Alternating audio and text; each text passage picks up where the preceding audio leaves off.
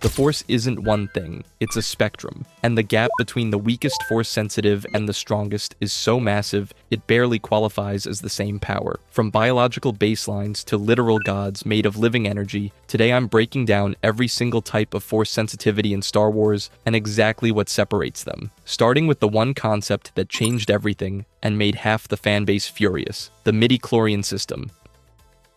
Let's get this out of the way. Yes, fans hated midi-chlorians. When The Phantom Menace dropped, half the Star Wars community felt like George Lucas had taken something spiritual and beautiful and slapped a biology textbook on top of it. But here's the thing, they were wrong, and I can prove it. Midi-chlorians are not a measurement. They are microscopic, symbiotic organisms living inside every single cell of every living being in the galaxy. They are the biological bridge between physical life and the Force itself. Without them, the Force literally cannot communicate its will to the host. They don't replace the mystical side of the Force. They are the mechanism the Force uses to speak to living things. That doesn't cheapen the mythology, it deepens it. Now let's talk numbers, because this is where it gets interesting. The average person in the Star Wars galaxy sits at roughly 2,500 midi-chlorians per cell. That's the baseline. You exist, the Force flows through you, but you will never move a pebble with your mind. You're locked out. The detection threshold for actual Force sensitivity sits between 4,000 and 5,000 per cell. Below that, the Jedi Order wouldn't even look at you. Most of the galaxy falls permanently below that line, meaning the vast majority of sentient beings will never feel the Force consciously in their entire lives. Your average trained Jedi Knight sits somewhere around 10,000 to 13,000 per cell. Obi-Wan Kenobi clocked in at approximately 13,000. Solid. Respectable. One of the greatest Jedi who ever lived. Mace Windu pushed closer to 16,000, which is exactly why he could develop Vapad, a lightsaber form so dangerous most Jedi wouldn't even attempt it. But 15,000 is actually a critical number. According to Darth Tenebris, the master of Darth Plagueis, 15,000 midi-chlorians per cell represented the natural upper limit for any Force-sensitive being. Anything beyond that wasn't just rare, it bordered on unnatural. Which brings us to Anakin Skywalker.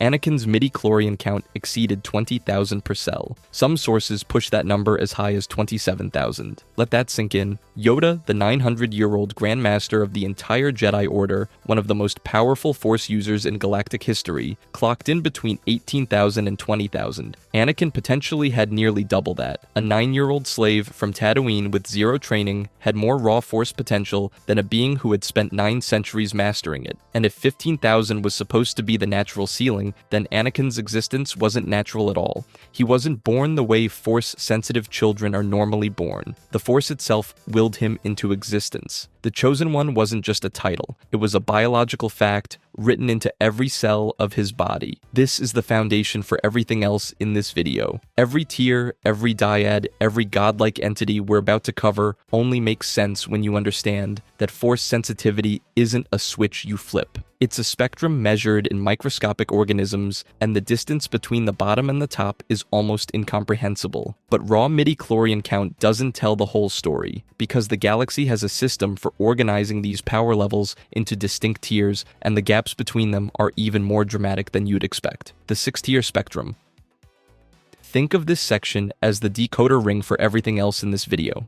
Once you understand how Force sensitivity actually breaks down every comparison and every how did they do, that moment suddenly makes sense. The community has organized Force sensitivity into a 6-tier spectrum based on midi-chlorian counts. Lucasfilm never officially slapped tier labels on these groupings, but the underlying counts are absolutely canon. So let's walk through it. Level 1 is the baseline. You, me, most of the galaxy. Around 2,500 midi-chlorians per cell or below. The Force technically exists in these people because it exists in all living things, but they will never consciously access it. Not with training, not with meditation, not with anything. Level 2 is where we need to talk about Han Solo. At 5,000 to 6,000 midi-chlorians, Level 2 individuals don't wield the Force in any visible way. No telekinesis, no mind tricks. But they experience subtle subconscious benefits. Enhanced danger sensing, gut instincts that are right way too often, spatial awareness that borders on supernatural. Every impossible shot Han ever landed, every ambush he somehow survived, that wasn't just luck. One of the most beloved characters in Star Wars history was probably a passive Force user his entire life and never knew it. Level 3 sits at 8,000 to 9,000 midi-chlorians, and this is where the Jedi Order would actually notice you. But here's the thing. Many of them failed formal trials. They had real Force sensitivity, but not enough to cut it as Jedi Knights. Instead, they got redirected into the Jedi Service Corps, working agricultural, medical, and exploration roles. The galaxy was full of genuinely Force-sensitive people who never held a lightsaber. Level 4 covers 12,000 to 13,000 midi-chlorians, and this was the backbone of the Jedi Order during the Clone Wars. Obi-Wan Kenobi sits here at approximately 13,000. Let that sink in. The man who defeated Anakin Skywalker, Darth Maul, and General Grievous was a level 4, not the top, not even close to the ceiling. That tells you exactly how far discipline and mastery of Form 3 Sorsu can carry someone against opponents who are biologically superior in every measurable way. Level 5 jumps to 14,000 to 16,000 midi-chlorians, reserved for the absolute greatest masters of their era. Mace Windu sits here at roughly 16,000, and his power allowed him to develop Vapad, a lightsaber technique so dangerous, it literally channels the dark side's energy back at the opponent. Nobody below this tier could even attempt it without falling. That's the difference between tiers. It's not just stronger, it's fundamentally different capabilities. Yoda also lands in this range at roughly 17,700 to 19,000. Nearly 9 centuries of training pushed those numbers further than anyone thought possible. And then there's level 6. Over 20,000 midi-chlorians per cell. Darth Sidious sits at approximately 20,000. And then, far beyond even him, Anakin Skywalker at roughly 27,700, the highest count ever recorded in Jedi history. Sidious barely crosses the threshold. Anakin obliterates it. These aren't just powerful Force users. These are individuals whose very existence altered the trajectory of galactic civilization. The gap between level 5 and level 6 isn't a step. It's a canyon, and the gap within level 6 itself tells you everything about why Anakin was called the Chosen One, and that biological ceiling is exactly why the next category of Force sensitivity breaks every rule we just established. Exceptional Force users. So we've established the tier system, we know the numbers. But here's the thing, numbers lie. Or more accurately, numbers tell you the ceiling of what someone could become. They don't tell you what actually happens when 2 Force users ignite their sabers and try to kill each other. Let's start with Count Dooku. Sitting at approximately 14,000 midi-chlorians per cell, Dooku was comfortably in the elite tier, and after defecting to the dark side, he mastered Force Lightning, a power that requires extraordinary control over Force energy flow. This isn't something you just pick up because you're angry enough. Force Lightning demands precision channeling that lower tier users physically cannot perform, regardless of how deep into the dark side they fall. Dooku's biology gave him the hardware.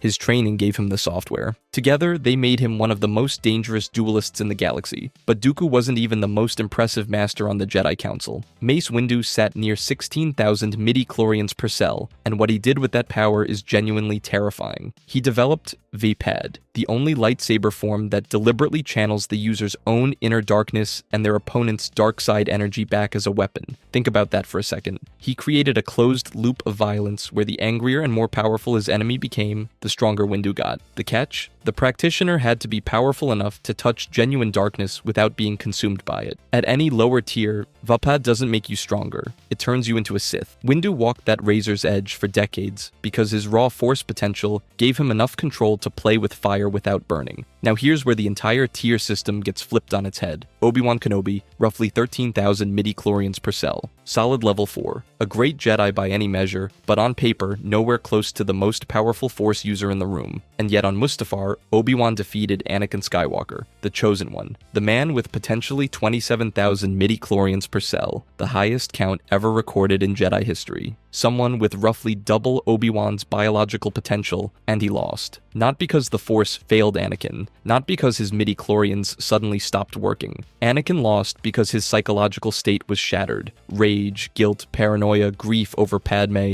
the fresh massacre of younglings still burning in his conscience. Every emotional fracture undermined everything his biology had given him. Meanwhile, Obi-Wan fought with decades of disciplined training, tactical mastery of Form 3 Sorsu, and the devastating clarity of a man who knew exactly what his former brother had become. That single duel proves the most important truth about Force sensitivity. Midi-chlorian counts measure potential, not performance. the galaxy's most biologically gifted Force user of all time lost to someone with roughly half his count. Training, discipline, and psychological state aren't secondary variables. They're everything. Which brings us to the modern complication. Rey, within days of awakening to the Force, she demonstrated telekinesis, telepathy, and lightsaber combat with zero formal training. She matched feats that took Kylo Ren years of instruction under both Luke Skywalker and Snoke to achieve. On the surface, this makes no sense within the framework we've built. No amount of raw potential should let someone skip the training variable that we just proved matters more than biology, unless something else was amplifying her effective power well beyond what her individual midi-chlorian count would suggest. Something unprecedented, something the Sith had prophesied for generations but never actually witnessed, and that something has a name, which we need to talk about right now: awakening and development. Here's the thing nobody really talks about when it comes to Force sensitivity. Having it and knowing you have it are two completely different things. For most Force-sensitive individuals throughout galactic history, the connection first showed up in childhood. Enhanced reflexes, survival instincts that kicked in a split second before danger arrived. Decisions that felt like guesses, but turned out right every single time. The problem is, none of that looks like the Force. It looks like a kid who's just naturally talented, maybe a little lucky, and that's exactly why the Jedi Order didn't leave identification to chance. During the Republic era, the Order used midi-chlorian blood tests to screen potential candidates as early as possible. They had to, because without that biological confirmation, an untrained Force-sensitive child is functionally invisible. Their connection to the Force exists, but it's passive, background noise. It doesn't announce itself with floating objects and prophetic visions. It whispers through reflexes and gut feelings that the person themselves can't even explain. And that raises a deeply uncomfortable question. How many Force-sensitive beings lived and died across the galaxy without ever knowing what they were? The answer is almost certainly thousands. At any given point in galactic history, there were people carrying genuine Force sensitivity who never received training, never had conscious awareness of their connection, and never opened themselves emotionally to what the Force was trying to do through them. Their potential stayed completely dormant. They lived ordinary lives, worked ordinary jobs, and died without ever touching what they could have been. Not because the Force rejected them, but because nobody ever told them it was there. But dormancy isn't the darkest version of this story. Suppression is. After Order 66, surviving Jedi faced an impossible choice: use the Force and risk detection by the Inquisitorius, or bury it so deep that the Empire's hunters couldn't feel them. Many chose survival. They spent years actively suppressing their Force presence, cutting themselves off psychologically from the thing that had defined their entire identity since childhood. And it worked. They stayed hidden, but the cost was permanent. Jedi who suppressed their connection for extended periods found their abilities measurably diminished when they tried to reconnect. The Force isn't a faucet you turn off and on. It's a relationship. And when you psychologically withdraw from it, when you train yourself to stop feeling it, stop reaching for it, stop trusting it, it pulls back. Even individuals with high midi-chlorian counts experienced this degradation. The connection isn't static. It responds to how you treat it. Starve it long enough and it weakens, regardless of your biological potential. That's the tragedy of Order 66 that nobody frames correctly. It didn't just kill Jedi, it forced the survivors to kill the Force inside themselves just to stay alive. But if suppression is the darkest chapter of this story, then Sabine Wren is the most hopeful one. When Ahsoka Tano chose to train Sabine, it raised eyebrows across the entire fanbase, and for good reason. Sabine's Force sensitivity was so low that Huyang, an ancient droid who had personally evaluated Jedi candidates for thousands of years, initially concluded she fell below the threshold for Jedi Order acceptance. By every metric the old system used, Sabine wasn't enough. She trained anyway, and she developed genuine Force abilities. What Sabine's journey proves is something the Jedi Order may have gotten fundamentally wrong. The midi-chlorian threshold they used for recruitment wasn't a ceiling, it was a floor, a starting point. Sabine didn't have natural talent on her side, but she had discipline, emotional commitment, and a teacher willing to invest in her despite what the numbers said, and the Force responded. Then there's Rey, who breaks the pattern entirely. Her abilities remained dormant until she was 19 years old, making her one of the latest Force awakenings ever documented. Almost every known Force-sensitive individual shows signs in childhood. Rey showed zero. Her connection sat completely silent until emotional trauma and direct contact with other Force users triggered rapid, almost explosive manifestation. Within days, she was performing telekinesis, resisting resisting mental interrogation and holding her own in lightsaber combat. Rey's case suggests something profound about how the Force actually activates. It's not just about whether you have the biological potential. It's about when your consciousness, your environment, and your emotional state align to let the Force in. Dormancy isn't a permanent condition, it's a waiting room. And that reframing changes everything about how we understand Force sensitivity, because it means potential isn't just about what you're born with, it's about what happens to you, what you choose, and whether anyone ever gives you the chance to find out what you are. But raw potential, no matter how it awakens, still has limits. And those limits get tested hardest when the dark side enters the equation. Force dyads.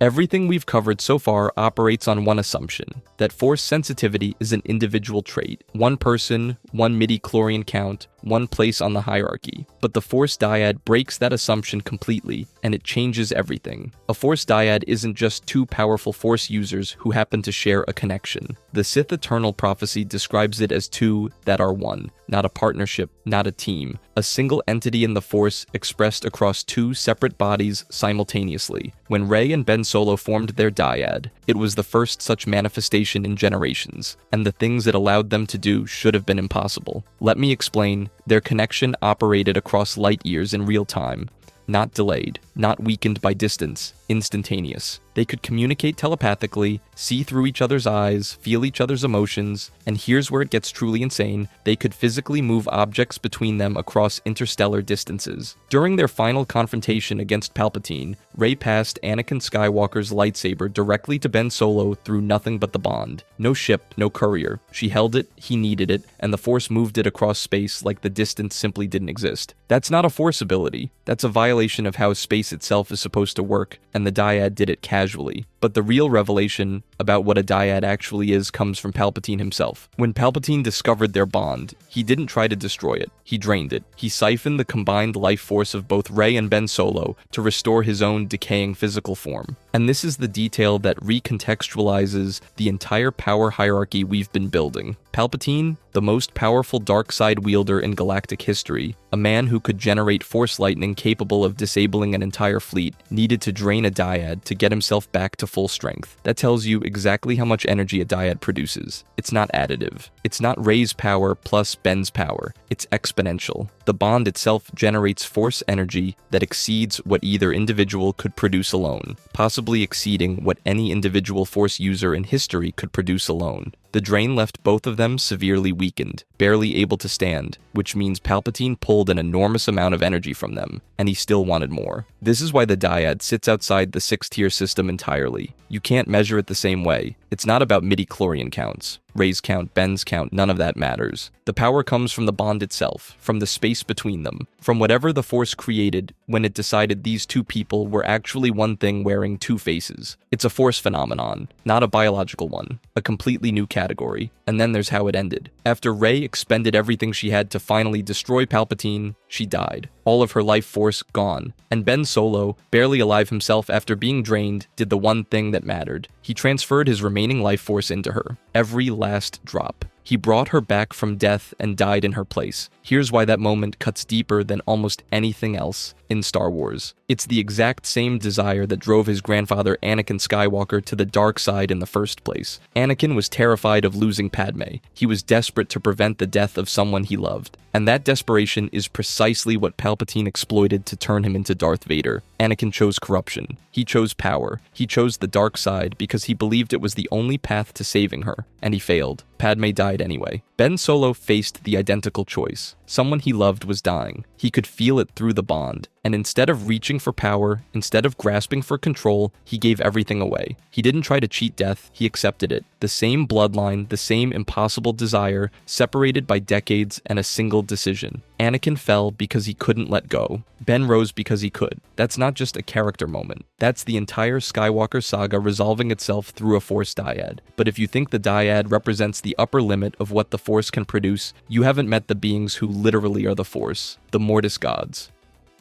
Forget everything we just talked about, every midi-chlorian count, every tier, every power ranking. None of it applies here. The Mortis gods are not Force users. They are the Force. The Father, the Daughter, and the Son are the living, breathing, sentient embodiments of balance, light, and dark respectively. They don't channel the Force the way a Jedi or Sith does. They don't draw on it. They are the source it flows through. Every Force push, every lightning bolt, every vision, every moment of precognition any being in the galaxy has ever experienced traces back through them. That's not a power level. That's a different category of existence entirely. And where they live is just as impossible as what they are. Mortis exists in wild space, a planet that functions as a conduit through which all Force energy in the galaxy simultaneously passes. It's both a sanctuary and a prison. And that distinction matters because the Father didn't just live there, he chose to stay there. He kept his own children locked on that planet deliberately because he understood something terrifying. If the Daughter's light or the Son's darkness ever achieved unchecked influence across the galaxy, the collapse of balance between the two would destroy all life, every living thing, gone. Let that sink in. The most powerful being in the Force's entire hierarchy spent his immortal existence as a jailer, not conquering, not ruling, containing. The thing he loved most in the universe, his own children, were the thing he had to imprison to keep reality from unraveling. That's not power fantasy, that's tragedy on a cosmic scale. And here's where it gets even more unsettling. You cannot kill the Mortis gods through conventional means. Lightsabers don't work, Force attacks don't work. The most powerful Jedi or Sith in galactic history could throw everything they had at the Son or the Daughter and accomplish absolutely nothing. The only weapon capable of ending them is the dagger of Mortis, a blade specifically designed to bypass their immortality. One weapon in all of existence, that's it. Every other instrument of destruction in the Star Wars galaxy is irrelevant against them, but the Father couldn't hold the balance forever. When he died, that duty had to go somewhere. And this is where the entire Skywalker saga clicks into place in a way most people never think about. The test Anakin was brought to Mortis to take was never about his power level. It wasn't about his midi-chlorian count or his lightsaber skills or how many battle droids he could crush with a Force push. It was about whether he possessed the psychological and spiritual foundation to carry the weight of cosmic balance on his shoulders. The Father looked at every being in the galaxy and chose Anakin, not as a reward, as a responsibility. Think about that. The Chosen One prophecy wasn't destiny in some romantic sense. It was a cosmic job posting. Someone had to maintain the balance between light and dark after the Father was gone, and Anakin was selected for the position. The entire Skywalker saga, every betrayal, every fall, every moment of suffering Anakin endured as Vader is the cost of that selection. And his redemption through saving Luke didn't just save his own soul. It literally restored the balance the Father had maintained for millennia. Anakin didn't just fulfill a prophecy, he completed a transfer of duty that began on a planet most people in the galaxy never knew existed. And here's the part that should genuinely excite you. The Ahsoka series confirmed their continued influence in current canon, meaning these beings and their framework remain active in the Star Wars galaxy right now.